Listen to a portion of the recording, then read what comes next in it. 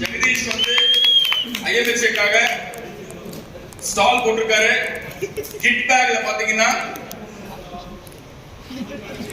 Kit பேக்ல வந்து ஒரு ஃப்ரீ மேஜிக் ப்ராப் கொடுத்திருக்காரு, யூஸ்ஃபுல்லான மேஜிக் ப்ராப் கொடுத்திருக்காரு. அது போக லக்கி வின்னர்ஸ்க்கு வந்து பிரைஸ் ஸ்பான்சர் பண்ணிருக்காரு, அது போக ஸ்பான்சர்ஷிப்பும் பண்ணிருக்காரு.